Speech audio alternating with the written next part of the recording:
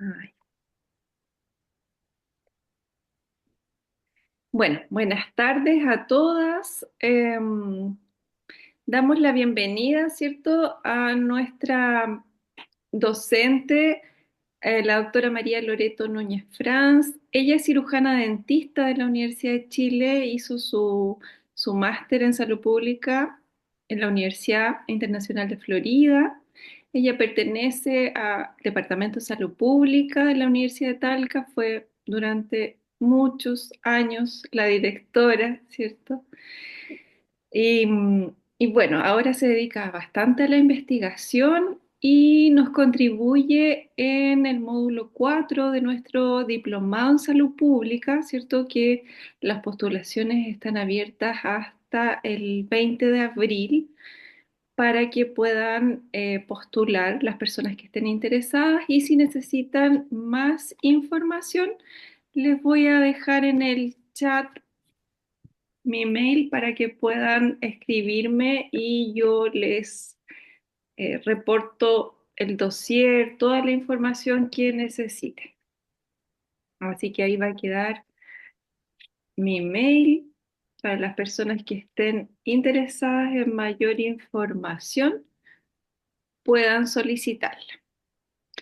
Bueno, entonces damos la más cordial bienvenida, doctora Loreto. Esto es todo suyo. Gracias, Marcela, por la presentación, por la invitación y voy a tratar de ajustarme a los tiempos porque este es un horario que estamos en la casa, así que yo espero que cada una esté con su tecito o algo para, para amenizar esta conversación. Si quieren hacerme preguntas en medio de que yo esté haciendo la exposición, siéntanse libres de aquello. Bien, de qué vamos a hablar en estos minutos? Voy a mostrarles un poco cuál es el enfoque de la salud pública para investigar. Les voy a mostrar algunas de las investigaciones en las que yo he participado, mi experiencia desde el año 2004, cuando fui co-investigadora de los primeros proyectos que como grupo nos hemos adjudicado. Y después les voy a contar de la investigación en el contexto de COVID. Entonces, hablando de la investigación en salud pública, es importante reconocer que tenemos importantes avances en salud. Tenemos el aumento de la esperanza de vida, tenemos el aumento de la población. Esta esperanza de vida ha contribuido a que tengamos un envejecimiento poblacional que muchas veces se ve como un problema, pero es producto del éxito de las políticas públicas, ¿no? Y claro, nosotros esperamos que estos años de envejecimiento sean saludables, y en eso es que se está trabajando desde hace tiempo.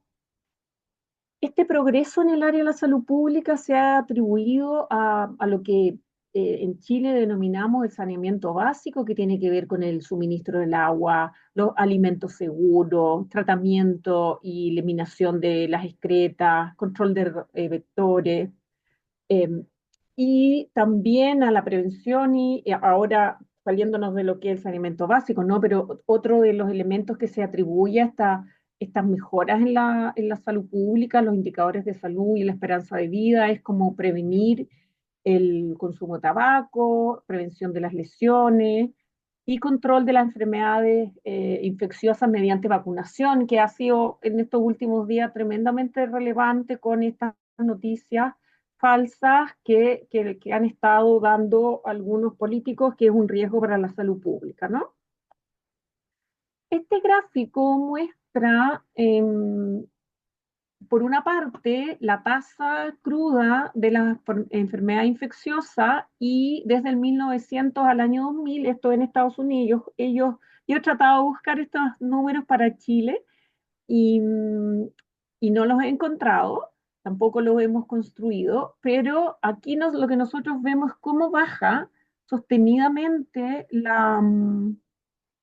voy a poner mi puntero, cómo está bajando sostenidamente desde el 900 Y este descenso sostenido ha sido producto de las mejoras en las condiciones de vida de la población, mucho más allá de la implementación de algunos fármacos para el tratamiento, ¿no? El mejorar las condiciones en que la población vive, eso fue lo primero que impulsó el descenso de la mortalidad. Cuando nosotros hablamos de qué investigaciones son útiles para la salud pública, porque queremos una salud pública que sea basada en la mejor evidencia disponible. Entonces, el tipo uno que se le domina aquella investigación que ve las causas de las enfermedades, la magnitud, la severidad, qué tan prevenibles puedan ser y cuáles son los factores de riesgo. La tipo 2 describe el impacto relativo que puedan tener estas intervenciones específicas para mejorar la salud.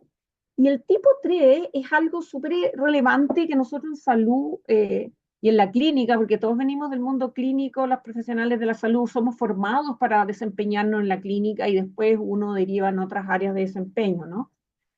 Pero los evidencia tipo 3 es como cómo, es el cómo, nos dice cómo y bajo qué condiciones se implementan las intervenciones y van a dar mayor información para poder replicarlas tal vez. Entonces, ese cómo es relevante, ¿ya? Nosotros habitualmente en la clínica, y es un problema que tenemos como profesionales, que le decimos a las personas qué es lo que tiene que hacer, pero no tenemos unas mayores indicaciones para el cómo hacerlo. Entonces, ahora les voy a contar algunas de las investigaciones en las que he participado. Les voy a contar, este es un proyecto que lo adjudicamos, no recuerdo en realidad, pero el año, hace muchos años, acuérdense que yo el primer proyecto lo hice en el 2001, del 2004, este tiene que ser como del 2005, 2006. Entonces, este es el equipo que hicimos ese libro, les voy a mostrar resultados, porque el libro es un producto de esa investigación, que es un atlas de mortalidad de las principales causas de muerte. Este es el equipo de investigación, este es Francisco Torres, Nora Díaz, que están en MinSal en estos momentos, Alex Soto, que es el jefe de gabinete de Gloria y Casa, que es la Seremi en la región del Maule en la actualidad. Este es José Emilio Villarroel, que trabaja en MinSal, es geógrafo. Aquí estoy yo hace como 11 años, y Gloria Correa. Y quisiera además rendirle un homenaje a Francisco y a Gloria porque ellos fallecieron tempranamente. Y nada, pues siempre cuando recorremos y nos recordamos del Atlas, pensamos en ellos y su aporte en el trabajo. Entonces, esto es un poco el equipo de este trabajo. ¿Y qué hicimos nosotros? Este proyecto fue liderado por Gloria Casa. Yo estaba de coinvestigadora y vimos cómo se distribuía la mortalidad a nivel nacional, pero por área pequeña, que es las comunas, porque nosotros habitualmente tenemos datos por regiones, pero al interior de la región se esconden diferencias y eso es lo que se quería mostrar. Entonces aquí hay un cálculo de mortalidad estandarizada, la razón de mortalidad estandarizada que se categoriza en estos colores, que es este color como más claro, es el riesgo esperado. Es como si la comuna, se compara este riesgo de la comuna con el riesgo nacional y uno dice que está dentro de lo esperado. Si están los rangos de verde, está moderadamente bajo riesgo y aquí bajo riesgo este verde más intenso. Y en los cafés, este café más claro es el moderadamente alto riesgo y el mayor de 30 es alto riesgo. Entonces aquí yo les voy a mostrar los mapas que nosotros en ese momento hicimos la mortalidad por las principales causas de muerte para hombres y para mujeres, ¿ya? Entonces este es el mapa a los hombres y aquí nos muestra cómo en nuestra región, este es más o menos la región del Maule, tiene un exceso de riesgo de mortalidad en relación a otros lugares de Chile, ¿no? Si uno se fija en las mujeres, también se reproduce en esta misma zona geográfica y uno ve en el norte que están con un menor riesgo de lo esperado. Vamos a ver que tampoco, en el próximo mapa, que tampoco las personas del norte están libres de riesgo, ¿no? Y aquí vemos como la mortalidad por comuna en el norte por este cáncer de tráquea, bronquio o pulmón es mucho más alta, porque aquí han estado expuestos desde largas décadas a la exposición al el arsénico, ¿ya? Entonces, aquí tenemos, fíjense, cómo también en la región metropolitana hay un exceso de riesgo. Nosotros en los análisis que hacíamos pudiera haber aquí alguna asociación con el tabaquismo. Y las mujeres hay una situación similar, ¿ya? Entonces, estos atlas nos permiten, y que es el único, todavía no hay una actualización de este trabajo, la mortalidad a nivel comunal, este es el único trabajo que existe hasta el momento. Aquí está el cáncer de vesícula y vías biliares extrahepáticas, donde vemos que en la zona sur hay un exceso de riesgo, tanto en hombres, fíjense, y como en mujeres. Nosotros sabemos que es un cáncer que eh, afecta más a las mujeres. Y aquí está el cáncer de próstata, que vemos que no hay tanta agregación geográfica de la mortalidad, y el cáncer de mama, que aquí en la región metropolitana se ve una agregación de comunas, pero vemos que no es un cáncer que tenga alguna agregación a nivel territorial, ¿ya? Hemos visto también la mortalidad prematura, hemos hecho análisis de mortalidad prematura. Entonces, si uno mira, esta es la tasa de mortalidad específica por sexo para hombres y mujeres entre el 2013 y 2017. Y cuando uno ve una curva de mortalidad, ve esto, ¿no? Como, claro, aquí está la mortalidad en menores de un año, que tiende a ser más alta, pero después baja, se hace como muy pegadita al cero y empieza a subir lentamente. Y vemos cómo en todas las edades los hombres tienen un exceso de muerte en relación a las mujeres, ¿ya?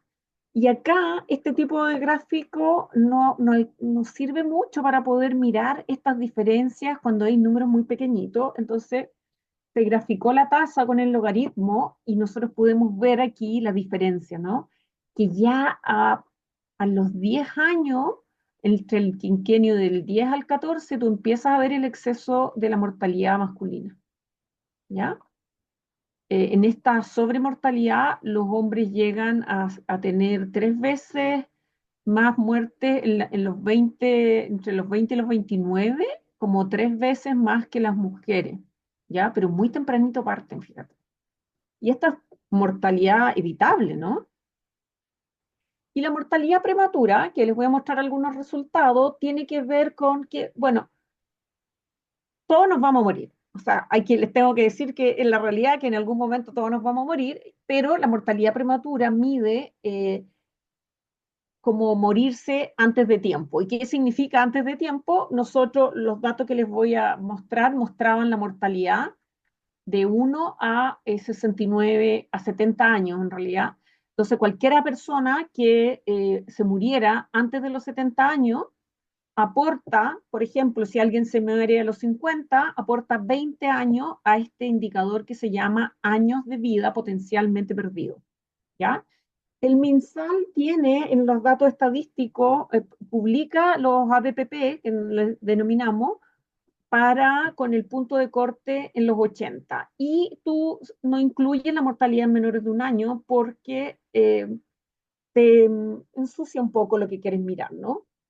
Entonces, este indicador es bien interesante porque en una cifra nos permite tener una mirada de cuánto pierde la sociedad por ciertas condiciones de salud y aporta también a cuáles son las causas que producen esta mortalidad prematura, ¿no? Porque en el Atlas nosotros mostramos la mortalidad general, que está muy relacionada también con el envejecimiento poblacional, y hay ciertas enfermedades que son del envejecimiento, ¿no? Que aumentan, como el cáncer, por ejemplo, que a medida que aumenta la edad, aumenta el riesgo, ¿ya?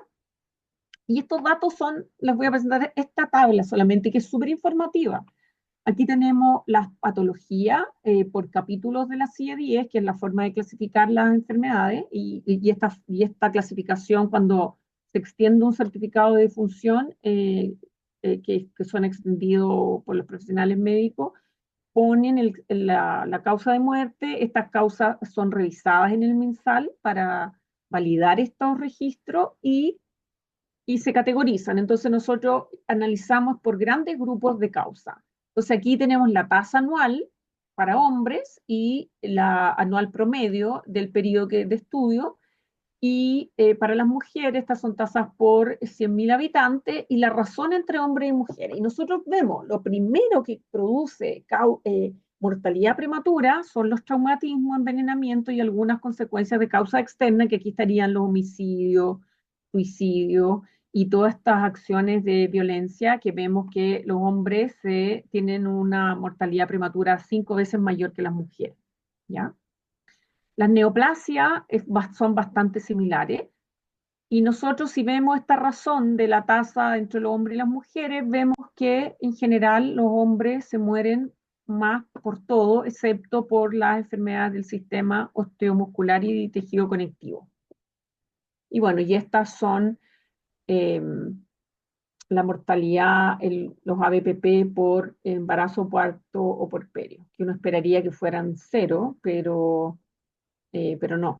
Mira, pierden toda esa tasa de mortalidad. Entonces, este indicador es interesante porque nos muestra aquello que habitualmente no lo tenemos tan a la mano. Y fíjense que la cuarta causa eh, para los hombres, porque para las mujeres también, como hay menor mortalidad, la tercera son las circulatorias, después vienen las del aparato digestivo, después las enfermedades respiratorias, ciertas enfermedades infecciosas y parasitarias y las enfermedades del sistema nervioso. Ahí están las principales causas de la mortalidad prematura. Bueno, y les quiero contar ahora lo que hemos investigado en relación al contexto del COVID-19. En el 2020 me invitaron a participar en estos proyectos, la serie de estudios de seroprevalencia de la infección por SARS-CoV-2 en ciudades de Chile. Es un proyecto que lo lideró la actual ministra de Salud, que en ese momento estaba la doctora Jimena Aguilera, que estaba trabajando en la Facultad de Medicina de la Universidad del Desarrollo, la Universidad Católica del Norte y la Universidad de Talca. Esta es una página que yo creo que les mandé, no sé si te mandé a ti, Marcela, el link, si alguien quiere ver, porque tiene harta información interesante. Entonces, en este estudio nosotros hicimos 3 rondas. Estamos el año 2024, hicimos la cuarta ronda, pero les voy a mostrar de las 3 primeras rondas porque que hicimos, ¿no? Y esta infografía nosotros se las mandamos a todos los participantes porque cuando tú invitas a personas a participar en un estudio, tienes que informarles de lo que se encontró a nivel agregado, ¿no? Nosotros, estos fueron muestras poblacionales aleatorias. Los primeros estudios del 2020 se hicieron con fondos de ANIT específicos para COVID. Se investigó en Talca, La Serena, Coquimbo y Santiago. Y, y después en el 2020, 2021 y 2022 solo se hizo en La Serena, Coquimbo y en Talca. ¿Ya? ¿Qué aprendimos del primer estudio que se hizo en entre septiembre y noviembre del 2020, que estábamos en plena pandemia? Nosotros habíamos partido ya en Talca con las cuarentenas, en La Serena, Coquimbo y en Santiago ya estaban con las cuarentenas mucho funcionando desde antes. Nosotros recién habíamos iniciado esta situación, no sé si se acordarán de aquella época. Entonces vimos que la seroprevalencia, medimos anticuerpos para ver eh, cuál era la cantidad de población que había estado expuesta al virus, ¿no? Era una forma de medir cuánto espacio además teníamos para seguir teniendo las pandémicas. Y en el 2020 vimos que Talca tenía un 2%, esta era una muestra representativa en toda la ciudad. La Serena tenía un 6% y Santiago un 11%. Entonces se vio que la mayor frecuencia y rapidez de propagación fue en el del virus en Santiago, porque además te favorece la propagación cuando tú tienes ambientes que hay más, una mayor densidad poblacional, ¿no? Entonces nosotros en Talca veníamos como muy lento, a pesar que el virus fue detectado aquí en la región cerquita de Talca, pero la propagación fue más lenta, ¿no?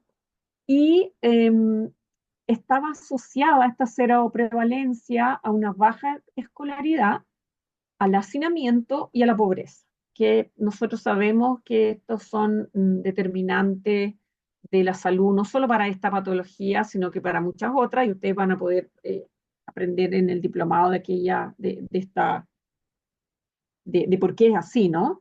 En el 2021, con fondos de la OMS, un fondo para poder hacer estudios poblacionales de cero prevalencia, para ver cómo iba avanzando la pandemia, porque ya en el 2021, fíjense que nosotros lo hicimos en octubre, en el 2021 ya había una vacuna disponible y con uno o dos refuerzos que se le entregó a la mayoría de la población. Nosotros vimos que la inmunidad varía según el tipo de vacuna que se recibiera, ¿ya? Y la capacidad protectora disminuye con el tiempo tras la última vacuna. Entonces, nosotros vimos que el 97% de la población en el 2021 tenía anticuerpos, pero el 77% tenía capacidad protectora, los anticuerpos, eh, para poder proteger, ¿no? El que tú tengas anticuerpos no necesariamente va a implicar que puedas protegerte. En el año 2022, que se hizo la medición entre abril y mayo, tenemos que un 98% de los participantes se habían vacunado, el 99% tenía inmunidad y el 33% tenía un escape en la inmunidad protectora contra Omicron, porque ya en el 2022 ya teníamos que había ingresado Omicron y todo lo que se sabía de su mayor transmisibilidad y queríamos ver si, porque las vacunas que se habían recibido hasta el momento no tenían no estaban hechas para la variante Omicron. Entonces era importante saber si esta vacuna que habíamos recibido todo nos iba a proteger de Omicron. Y bueno, y se vio que había un tercio de la población había un escape de la inmunidad. Entonces, todos estos estudios, las recomendaciones, bueno, en el 2021 era continuar la vacunación con los refuerzos, en el 2022 la recomendación estuvo, y que fue lo que hizo el ministerio antes que estableciéramos las recomendaciones, es poner esta dosis bivalente para que tenía la cepa original Wuhan y Omicron, ¿ya? Ahí si quieren mayor detalle, este código los va a llevar a la página que está albergado el estudio en la UDD.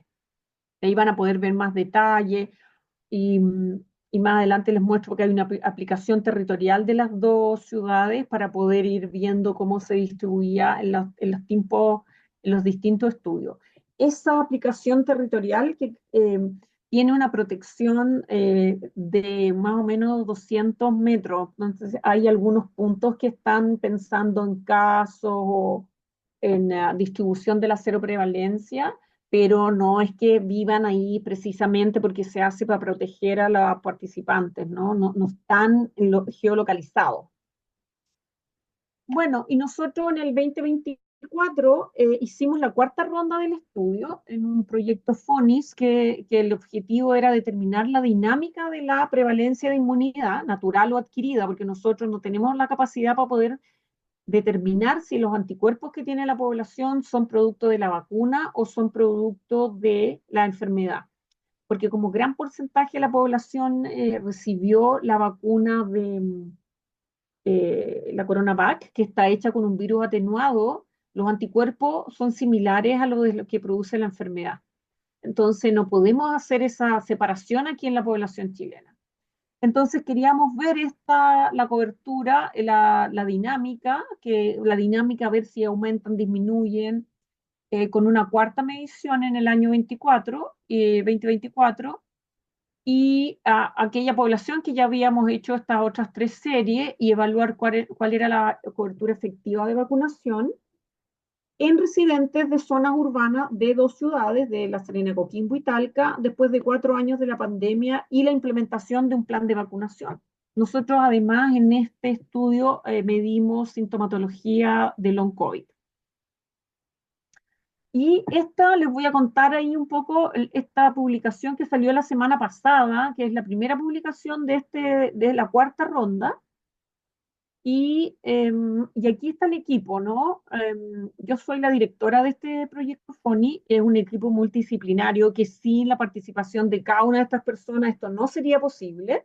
Está Paola Rubilar, que es de la UDD, Mauricio Pablaza, que es de la Escuela de Gobierno de la UDD, Luis Canales, que es de la Facultad de Economía y Negocios de la Universidad de Talca, Lina Cortés, que trabaja en el laboratorio, la que hace todos los análisis de laboratorio, Jimena Molina, que también es académica, en este momento estaba de académica en la UD, pero ella no, ahora está trabajando en la OPS. Macarena Said, que es de Salud Pública, Katia Olivares, que es de La Serena, Juan Correa, que es el geógrafo, que nos ayuda con toda la parte geoespacial, y les voy a mostrar ahora algunos mapas, y Muriel Ramírez, que es de la Universidad Católica del Norte y fue la que lideró el proyecto del 2022. Nos hemos ido pasando la posta de ir liderando los proyectos porque son bastante intensos en trabajo y en logística de terreno. El objetivo del estudio de este reporte de la investigación es determinar la prevalencia de antígenos y anticuerpos, el estado de vacunación, la distribución geográfica y los factores relacionados con la aceptabilidad de la vacuna. Ya. Aquí está la muestra de Talca. Nosotros teníamos 260 hogares, rechazaron 133 que se reemplazan. Existe un protocolo para hacer este reemplazo de manera aleatoria. Contactamos a 260 hogares y dentro del hogar se invitaba a participar a todas las personas mayores de 7 años, no habían criterios de exclusión. Y tenemos que finalmente para Talca y La Serena tuvimos como 336 sujetos participantes Talca y 318 en La Serena. ¿Qué vimos? Eh, Todos los participantes del estudio tenían anticuerpos contra el SARS-CoV-2 en su sangre. La gente que participó tenía que darnos una muestra de sangre venosa porque de repente a los niños nosotros les pedíamos un test rápido de dedo, pero en el 2023 no había ninguno de esos test disponible en el comercio en Chile. Así que solamente pudimos tomar muestra de sangre venosa. Por eso además perdimos algunas personas, especialmente niños. También nosotros quisimos ver infección aguda en ese periodo y vimos que ninguna de las personas tuvo un test, o sea, todas las personas tuvieron test negativo para la enfermedad. No había infección aguda en la gente de La Serena y en los participantes de Talca. Por lo tanto, en mayo del 2024 había una alta inmunidad y había una ausencia de enfermedad aguda en la población. Vimos que la tasa general de vacunación alcanzó un 98,5 y las coberturas en las campañas recientes del 2023 y 2024 fue menor llegando más o menos al 50%. Nosotros vimos que la distribución geográfica de las dosis de vacuna mostró agrupaciones en ambas ciudades, lo que nos muestra que hay unas determinantes sociales que están relacionados con el territorio que pueden influir en la adherencia a la vacuna. Y aquí les muestro los mapas. Esta es La Serena, Coquimbo, este es Talca, y acá están los colores. Este color rojizo es cero dosis, y así los rojitos, el más entre amarillo y rojo, van de 0 a 2 dosis, y los más morados van de 4 a 6 dosis. Entonces nosotros podemos ver aquí dónde se agrupan las vacunas. Nosotros que vimos que el 52,7 tenía el esquema básico y o refuerzo. Estos se van sumando, ¿no? No es que después el 31,2 tenían la bivalente y la de Omicron que se puso en el año 2023, y acuérdense que esta medición nosotros la hicimos en mayo, estaba recién con los primeros meses de la campaña, tenía un 13%. Bien, aquí este mapa muestra agrupaciones. Estas agrupaciones rojas, el análisis territorial muestra que hay una concentración de altas dosis.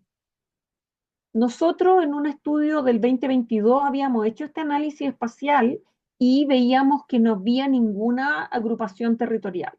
Y ahora, después de 4 años de pandemia, veíamos que ya otra vez estaban actuando los determinantes sociales de la salud, ¿no? Aquí en Talca pudimos identificar zonas de altas dosis, de concentración de altas dosis, de todas las dosis, de mayor número de dosis, pero acá en La Serena, Coquimbo, veíamos eso en esta región, en este sector, pero también veíamos concentración de bajas dosis.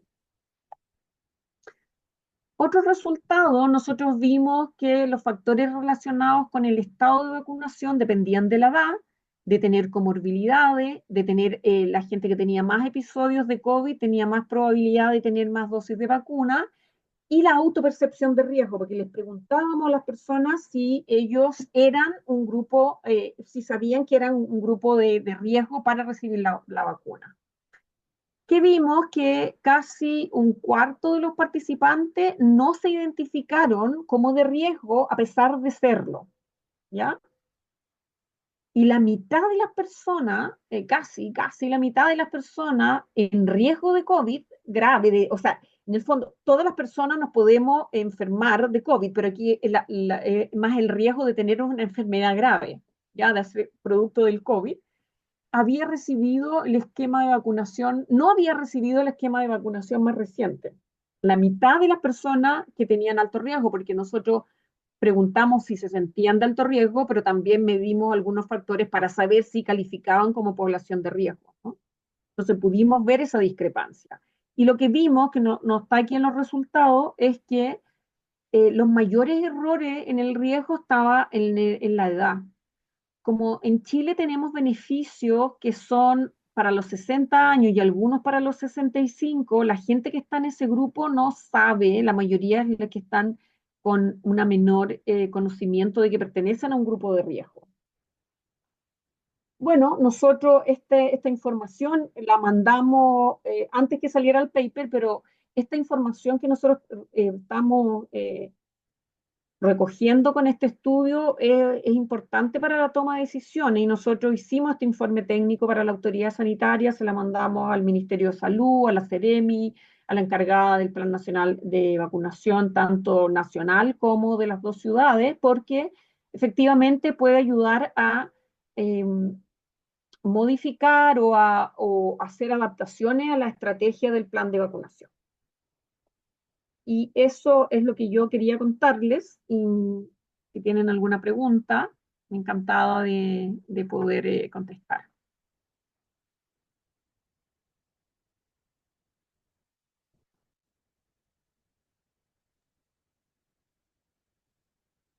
Bueno, dejamos entonces abierto el micrófono para que puedan hacer comentarios, preguntas. Bueno, felicitarla a la profesora ahí en el chat también. Macarena decía, seca la profesora Loreto. La Maca Said, que trabajamos juntas.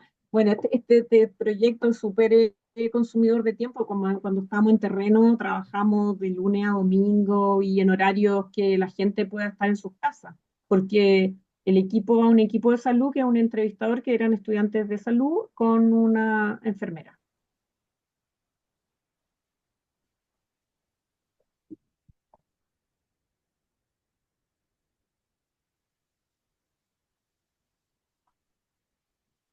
Felipe nos dice gracias por su presentación, profesora. Gracias, Felipe. La profesora Pamela levantó la mano. Hola, buenas tardes a todos. Gracias, doctora. Muy interesante la presentación. Eso justamente es lo que usted, o lo último que se refería, ¿qué es lo que más le costó? ¿Qué dificultades se tiene aquí en realidad con su experiencia en Chile a hacer investigación? Mira, uno que este tipo de proyectos, hacer estudios poblacionales, es súper caro. Ya, en general, este fue un fondo del FONIS, que es de ANID, y ANID nos da 60 millones. Habitualmente las investigaciones consideran incentivo para quienes investigan, para el grupo investigador, pero aquí todo el dinero se gasta en el terreno porque es muy costoso llevar a profesionales de la salud que tienen que ir con movilización, pagar la movilización, llevarlo, hacer los contactos telefónicos, tomar las muestras de sangre, mandar esas muestras a la, porque hacíamos el análisis de las muestras de laboratorio se hace en Santiago. Entonces, de las dos ciudades enviar allá y nos falta, estamos en proceso de hacer los anticuerpos neutralizantes para una submuestra, porque eso es muy costoso. Nosotros tenemos, tenemos que hacer una submuestra. Y además, como la idea de cuando uno hace investigación en salud pública, no es solo hacer investigación, sino investigación que le sirva a la gente que toma decisiones. Entonces, cuando decidimos los neutralizantes, nos contactamos también con el Programa Nacional de Inmunizaciones si había algún interés particular de ellos, de algo que pudiéramos hacer nosotros en esta medición. Y así, bueno, y así hicimos las adaptaciones para poder hacer el anticuerpo neutralizante para la variante que había en esa época, la que estaba predominando para ver si los anticuerpos lograban neutralizar a esa variante. Nosotros creemos que el COVID va a ser más que nada como un virus más de la primavera, lo que se vio en el hemisferio norte que así sucedió, no va a ser como el virus más de invierno porque ese nicho ecológico viral está siendo ocupado por los virus más clásicos del invierno. Pero eso es lo más desafiante. Pero es entretenido a la vez, súper agotador, pero entretenido. Y como estos proyectos uno se lo adjudica no muy seguido, afortunadamente, eso nos ayuda. Profesora nos pregunta, bueno, no nos pregunta, sino que le gustaría conocer su opinión respecto a las complejidades en el trabajo de investigación para las mujeres científicas especialmente. Macarena. Mira, las complejidades es que, pucha, las mujeres hemos sumado tantas actividades a nuestra vida, ¿no? Yo, o sea, yo tengo harto, he celebrado bastantes cumpleaños, entonces cuando yo estudiaba era como esta cosa de la liberación femenina, ¿no? Pero era un fiasco la liberación femenina, porque no nos liberamos de nada, lo único que hicimos fue asumir más roles, ¿no? Ahora ya no solo teníamos que trabajar en la casa, hacernos cargo de la casa, sino que además teníamos que trabajar afuera, ¿no? Y ser buena en todo. En todo hay que ser buena en la pega, buena en la casa, buena mamá, buena pareja, buena hija, buena hermana, buena amiga, buena... O sea, este rol de cuidado que nos asigna la sociedad es fuerte todavía, es muy poderoso y eso no nos agota porque cuando el cuerpo es joven, te aguanta y uno lo maltrata y el cuerpo te aguanta, pero después el cuerpo se pone sabio y te pide que pares, ¿no? Que cuides, porque es tu templo, lo único que uno tiene es su cuerpo y hay que cuidarlo. Entonces, ese desafío de los tiempos, de lo que se espera, eh, es importante. Si tenemos esa dificultad, bueno, en este grupo que me toca a mí ahora liderar, somos hartas mujeres, ¿ya? En salud pública en general habemos hartas mujeres, ¿no? Porque todas estas carreras de servicio están como que es parte de nuestro rol además, como que lo reproducimos aquí. Pero pero yo creo que por lo menos se está visibilizando la necesidad de las miradas, ¿no? Porque en la investigación, para que una investigación sea buena, tiene que estar nuestra mirada, tiene que estar nuestra forma de ver las cosas, que no es la misma de los hombres, ¿no? Y ahí no es un asunto de competencia, sino que de complemento. Y en esto, pues hay harto que hablar, ¿no? Y de las dificultades que podemos tener las mujeres en la investigación, eh, pero eh, no sé si respondí tu pregunta.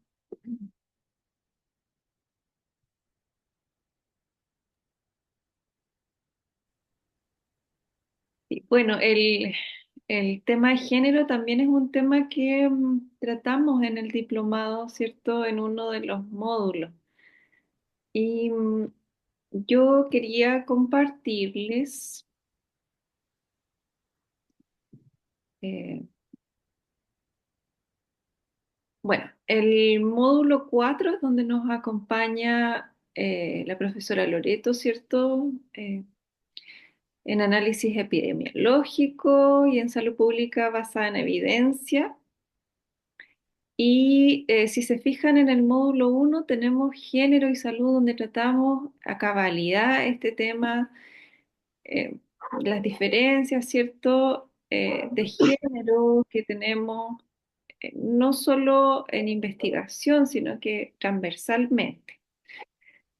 Entonces yo les voy a dejar la página de formación continua de nuestra universidad, donde pueden encontrar también información del diplomado y comentarles que nos acompañan la mayoría de los docentes del Departamento de Salud Pública en las clases. eh, y bueno, es un gran hito este diplomado porque hemos logrado reunir eh, la mayoría de los temas, de los grandes temas de salud pública, que si bien los vemos en pregrado, ¿cierto? En este tipo de instancias se ven con mayor profundidad y van a servir también en sus distintos roles como profesionales. Así que si les gusta la salud pública y eh, quieren seguir viendo a la profesora Loreto, que aquí tiene sus fans. Dice, gracias profesora Loreto, sequísima como siempre, comparto todo lo comentado. Eh, bueno, las invito y los invito a buscar más información sobre nuestro diplomado. Así que les agradecemos a todas y todos, porque había por ahí, Felipe estaba también, bendito seas, ¿cierto? Y agradecerles la participación en este horario tan difícil, complicado, donde ya hace un poco de hambre, sueño y todo. Y agradecerle especialmente a la profesora Loreto por su presentación, ¿cierto? A la profesora Pamela por acompañarnos. Ahí Felipe dice, muchas gracias a vosotras por la presentación y consideración. Solange también da las gracias. Así que, bueno, no sé, profesora Loreto, si tiene alguna palabra de despedida. No, que estén bien, que tengan una linda tarde, que coman rico en familia y que se cuiden. Y que, bueno, y que entre todos tenemos que contribuir y ustedes que están en el área de la salud pública, como a llamar la atención de la importancia de la vacunación, que no tiene, bueno, tiene que ver con mi trabajo, ¿no? De poder corregir estas noticias falsas que hacen daño a la población porque matan, po, ¿no? El no tener una vacuna puede ser la diferencia entre la vida y la muerte para las personas que pueden tener un alto riesgo de tener una enfermedad grave. Que bueno, que descansen. Muchas gracias. Muchas gracias, doctora. Gracias, Marcia.